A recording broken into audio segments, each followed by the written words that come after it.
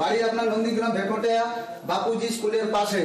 এখন আমরা ঘুরে বেড়াচ্ছি, আমাদের রুগী মারা যাওয়ার পরে কত টাকা খরচা করেছি জোগাড় করে আপনাকে ধরে চলবে।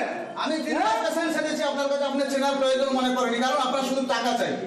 আপনার পালিয়ে বেরিয়ে আপনি হেরিয়াতে বসলেন, তল্লা বাস স্ট্যান্ডে বসলেন, সেখান থেকে ভিডিও আপনাকে জানানোর পরে আপনি না বলে দিয়ে মেছক গ্রামের ওই সাইডে কোথাও করেন, রাধামণিতে করেন, এখানে করছেন।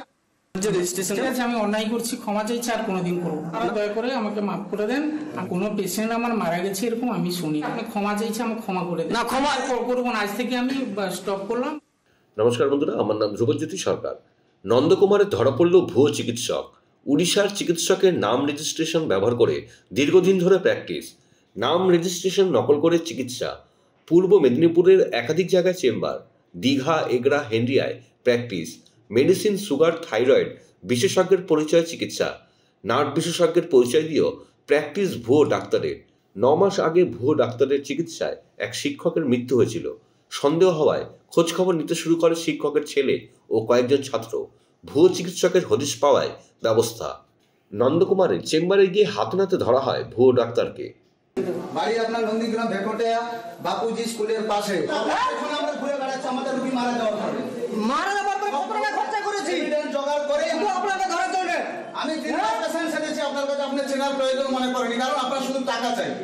আপনার পালিয়ে বেরিয়ে আপনি হেরিয়াতে বসলেন, তল্লা বাস স্ট্যান্ডে বসলেন, সেখান থেকে ভিডিও আপনাকে জানানোর পরে আপনি না বলে দিয়ে মেছক গ্রামের ওই সাইডে কোথাও করেন, রাধামণিতে করেন, এখানে করছেন।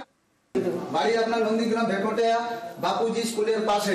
এখন আমরা ঘুরে বেড়াচ্ছি, আমাদের রুগী মারা যাওয়ার পরে কত টাকা খরচা করেছি জোগাড় করে আপনাকে ধরে চলবে। আমি তিনবার পেশেন্ট সেজেছি আপনার কাছে, আপনি চেনার প্রয়োজন মনে করেনি, কারণ আপনার শুধু টাকা চাই।